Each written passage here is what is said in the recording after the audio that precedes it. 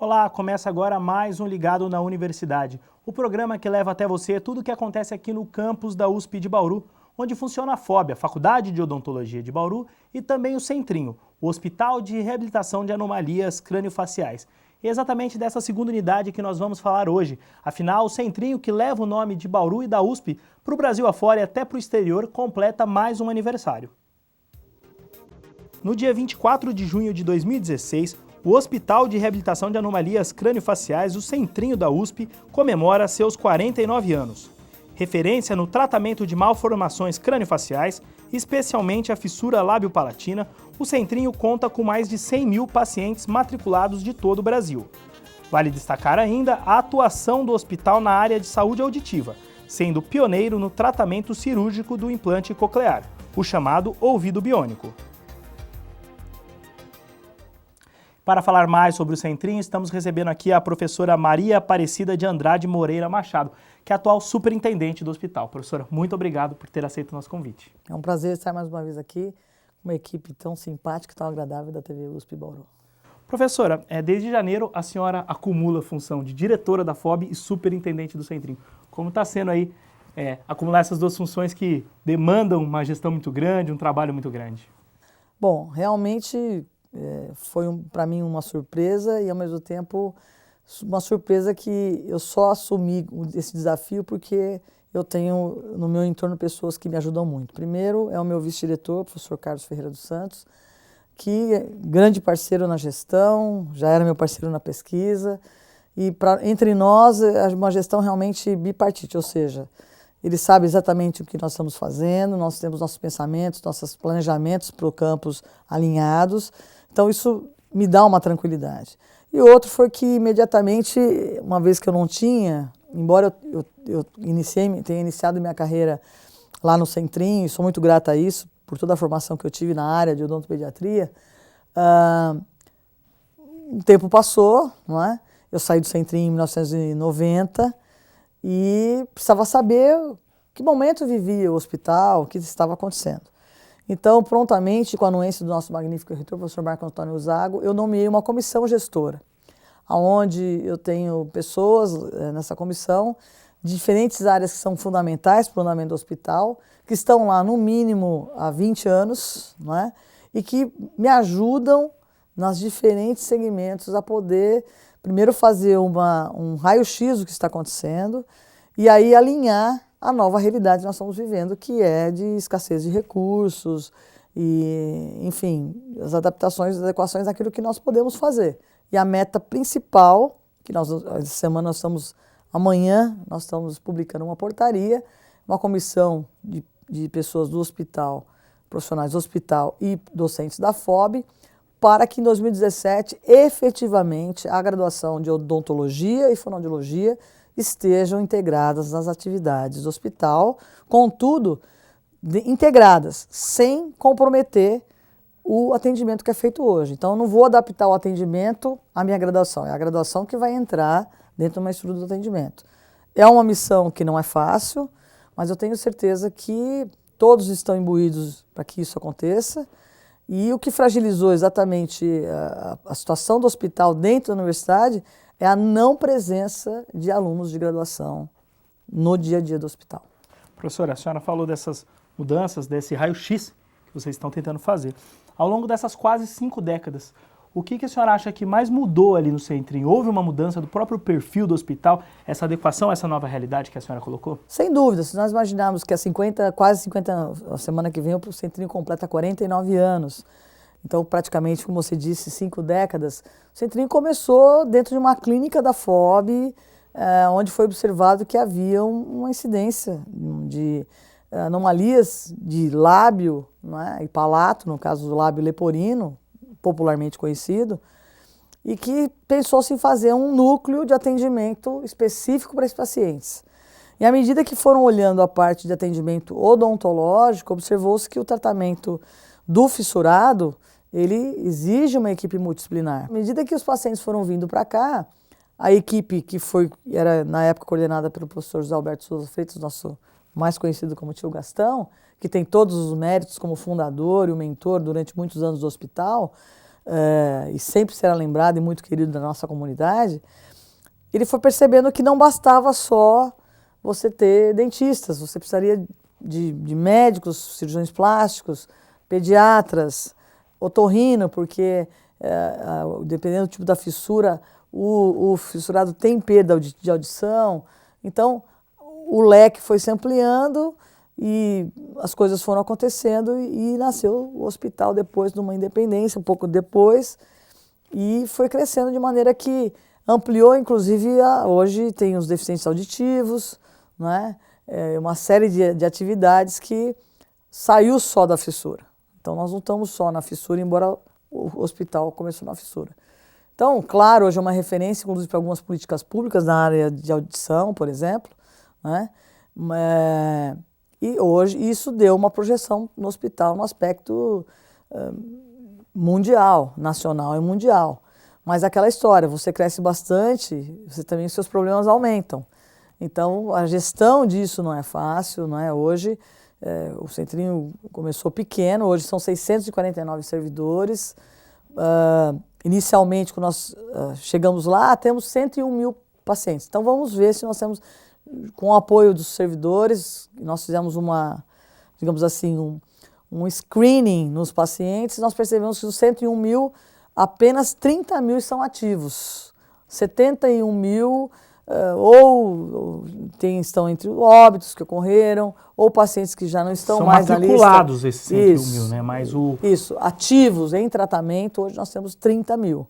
Então, é claro que quando você faz um projeto de gestão, primeira coisa que você tem que saber qual é o meu público-alvo. E hoje eu tenho 30 mil pessoas, claro que eu tenho alguns gargalos, e é nesse sentido que nós estamos conversando com cada setor. Faz 5 meses que nós estamos lá, você há de convir que 5 meses ainda é pouco para a gente, mas nós fechamos algumas linhas que a gente sabe que vai nos permitir fazer algo melhor ainda para o hospital, no momento onde a carência financeira não é só da Universidade de São Paulo, não é só do Centrinho, mas é do nosso país.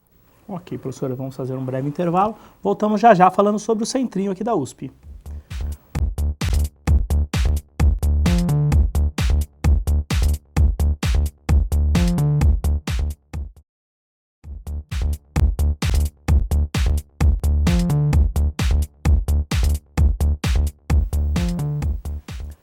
Estamos de volta com o Ligado na Universidade, hoje recebendo aqui a professora Maria Aparecida Moreira Machado, que é a atual superintendente do Centrinho, que completa 49 anos neste mês de junho.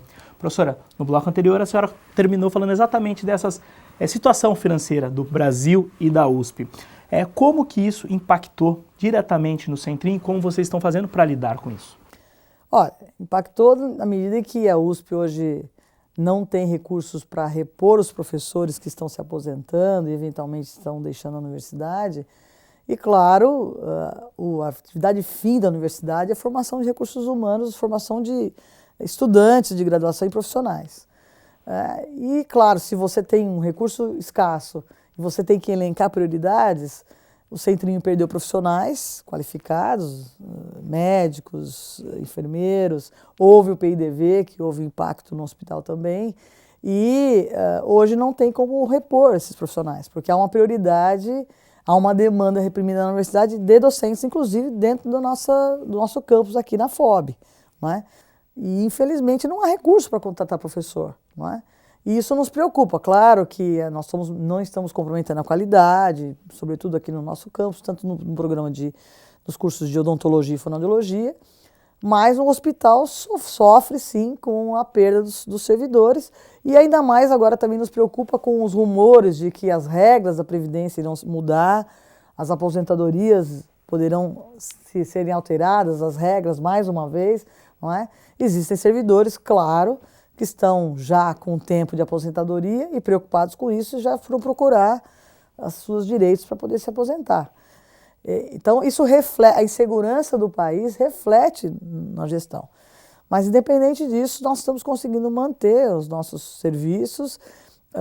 Claro que, ao longo dos últimos, e o que nós já percebemos, dos últimos 10 anos, a demanda e os serviços vêm caindo. Nós sabemos também, por exemplo, nós temos parte do que embora a USP mantenha os salários, então o salário dos servidores é mantido pela USP, mas uma parte dos serviços é mantido pelo SUS, por exemplo, os implantes cocleares. Nós pagamos os implantes com pactuações que nós fazemos com o SUS. Quer dizer, nos preocupa se o SUS está viável, no momento que você vê que o Congresso aprovou um déficit de recursos do governo de 180 bilhões, 182 bilhões, quer dizer, nós não sabemos o que vai acontecer. Então, nós temos que viver cada dia. E, nesse sentido, os que estão lá têm nos ajudado, nos apoiado, para que os serviços não haja comprometimento significativo. Tanto que nós vamos agora elencar algumas prioridades baseado naquilo que nós podemos. Então, por exemplo, nos dias de hoje, quer dizer que nós temos lá 30 mil, ainda que 30 mil ativos. Que é bastante gente. Exatamente, né? Hoje no Brasil existem 24 centros que atendem pacientes fissurados. Então, não justifica, numa leitura que nós estamos tendo, um entendimento que a comissão gestora, né, está tendo, hoje eu ter na fila para cirurgias primárias pacientes do estado de São Paulo e trazer pacientes de outros estados que têm centros de atendimento para fissurado para atender aqui. Então a questão da regionalização passa a contar agora para os pacientes. Com certeza, nós temos a DRS-6, que é a nossa parceira no trabalho, e a ideia é exatamente fazer um planejamento daquele atendimento que nós chamamos em caracol. Vamos pegar o nosso município, os municípios próximos, e à medida que formos atendendo e liberando as demandas, nós vamos trazendo gente de mais longe. O papel do gestor qual que é? Identificar essas situações e tentar, dentro do possível, atender e não deixar que existam gargalos. Hoje existem alguns gargalos lá, que nós já identificamos, e estamos conversando com médicos, enfermeiros, com toda a equipe multidisciplinar, para que nós possamos resolver essa situação de modo que vamos diminuir as listas de espera, e a ideia é totalmente tentar eliminá-las, pelo menos até o segundo semestre, e a partir daí fazer um novo plano de ação para poder receber novos pacientes. Professora, o Centrinho tem a gente falou do ensino também, falou agora do atendimento, mas o Centrinho tem uma outra parte importante que são as pesquisas, né? Várias pesquisas lá revolucionaram o tratamento. O que a senhora acha que poderia ser melhorado nessa área de pesquisa, poderia ser melhor intensificado? Na realidade, eu vejo assim, lá existe um grupo, digamos assim, diferenciado, que faz a pesquisa, e não por acaso a maioria desse grupo está vinculada à FOB, são docentes da FOB. Existem pesquisadores do hospital, mas se você fizer uma proporção, são poucos, né?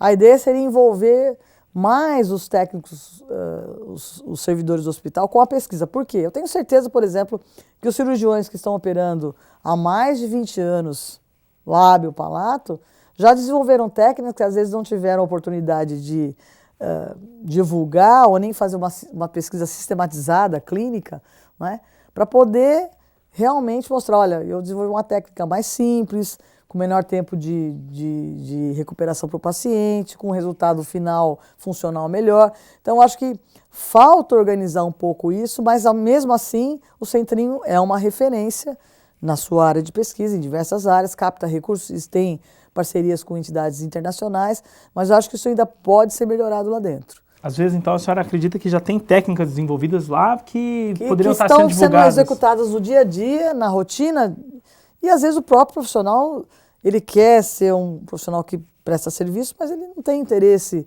de repente, estar envolvido com a pesquisa diretamente. Então, é um desafio e, ao mesmo tempo, eu acho que mostra, digamos assim, o pioneirismo e a condição que o hospital tem, porque eu tenho certeza, não é, que no mundo não há um centro que tenha o número de pacientes que nós temos aí. Ok, professor, vamos fazer mais um breve intervalo. O Ligado na Universidade volta já já.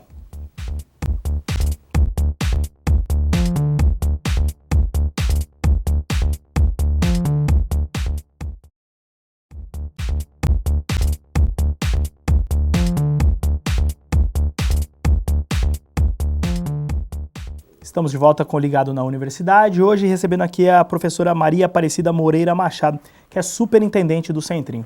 Professora, não é segredo para ninguém que a FOB, a senhora principalmente, começou uma campanha pela Faculdade de Medicina, oficialmente. Aonde o Centrinho entra em tudo isso? Qual a chave ali que o Centrinho seria em tudo isso? O Centrinho, na realidade, será o berço das faculdades de medicina. Então, e é até bom essa oportunidade que a TV USP Bauru está nos dando para nos reportarmos à comunidade, porque muitas pessoas podem pensar, poxa, a professora acabou de falar de escassez de recursos, de não ter dinheiro para contratar professor, como é que ela está falando em abrir uma faculdade de medicina? Claro que ao longo dos anos, e isso é um pleito não só de Bauru, como da região de Bauru, né, uma faculdade de medicina pública aqui, eu vou dizer, vou ser até repetitivo o que eu já disse. Em termos de infraestrutura, não há nenhum outro, eu tenho convicção que não há nenhuma outra universidade dentro do estado de São Paulo, pública, que tenha hoje todas as condições de infraestrutura para iniciar um curso de medicina como nós temos aqui o campus USP Bauru. E a base seria o hospital, no caso o Centrinho. Como eu disse, nós temos 649 servidores da universidade, que permaneceriam na universidade, não é? E que podem ser alocados dentro de uma proposta de uma faculdade de medicina, e já no planejamento estratégico viria depois uma de enfermagem, que daria apoio para a de medicina, mas vamos pensar na medicina. Né? Então, recursos humanos. A FOB hoje tem recursos humanos que pode dar um suporte para essa faculdade, pelo menos nos 2 primeiros anos. Então, tudo isso é planejado. Hoje também é uma portaria do magnífico reitor que docentes que podem dar aula em 2 unidades. E nesse sentido nós temos apoio, por exemplo, mais próximo aqui, que é a Faculdade de Medicina de Ribeirão Preto, para que alguns docentes possam vir aqui também nos ajudar.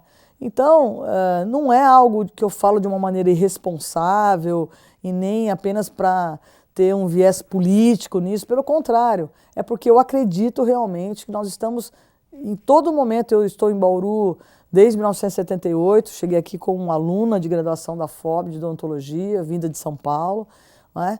E todas as vezes que eu ouvi falar de faculdade de medicina, e hoje que eu faço parte da gestão tanto da FOB como do hospital, eu acho que é um fruto que está maduro no pé, pronto para ser colhido, que nós temos todo o cuidado, toda a responsabilidade e que seria um ganho enorme para a nossa comunidade, além do que a sociedade há de entender que você ter um curso de medicina com a chancela da Universidade de São Paulo, oferecendo aí que sejam 100 vagas, não é? E não seriam 100 vagas oferecidas imediatamente, nós faríamos um escalonamento para, de repente começa com 30 vagas no primeiro vestibular, depois no segundo aumenta para 60 e num terceiro aumenta para 100.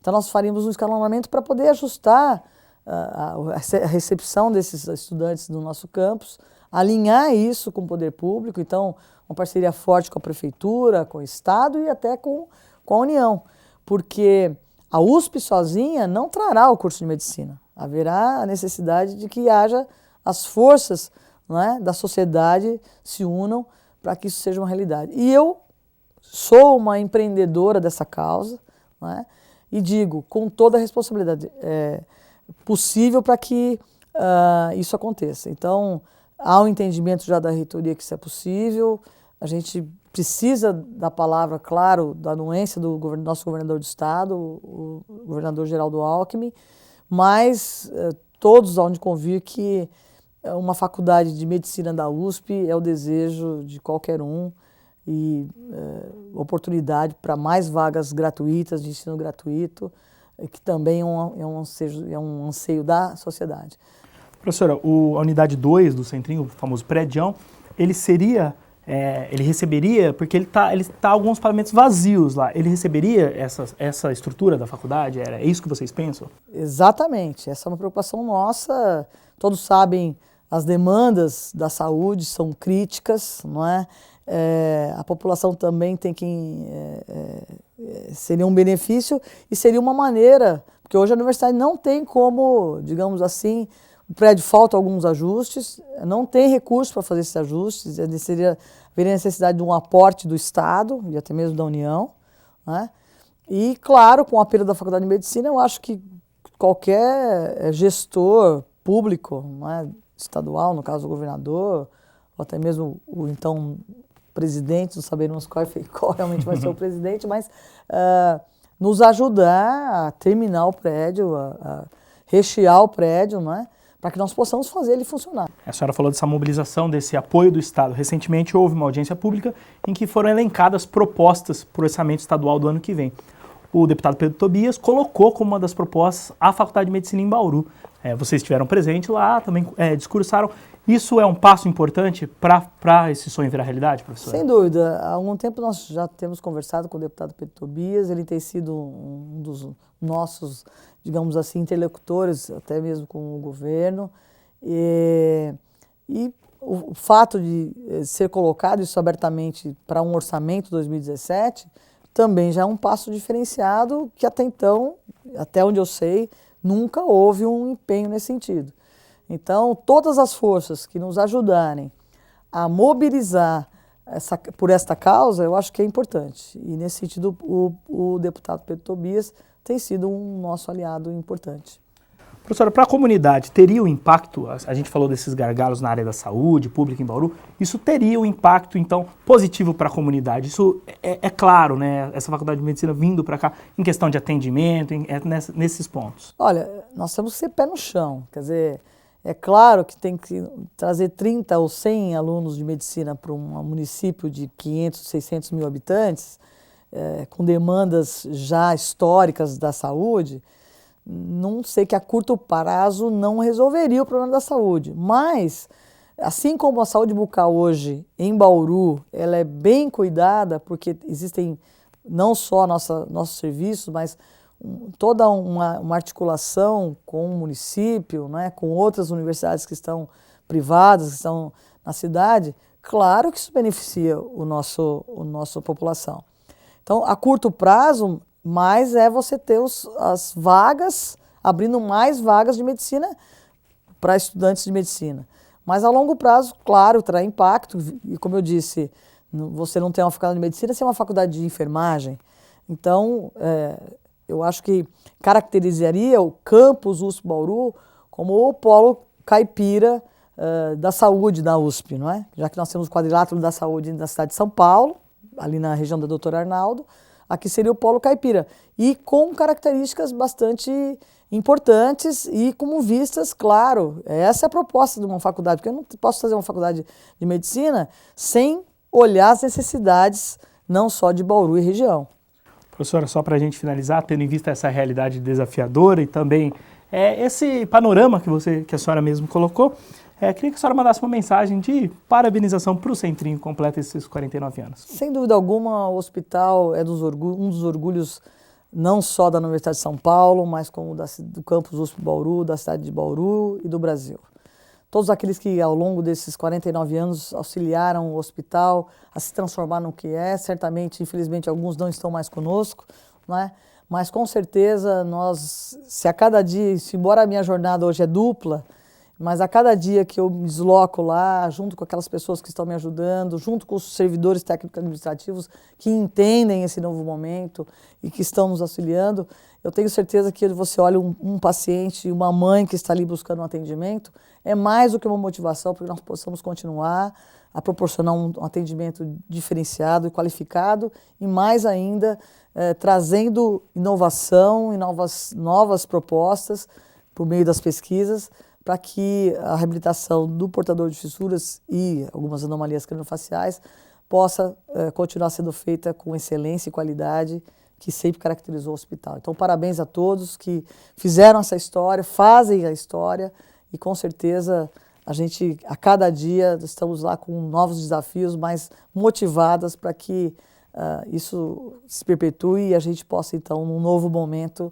trazer ainda mais qualidade, mais atenção e mais cuidado aos nossos pacientes. Professora, muito obrigado de novo pela participação. Eu que agradeço a vocês. Muito obrigado. O Ligado da Universidade de hoje fica por aqui. Esperamos que tenham gostado e até a próxima edição.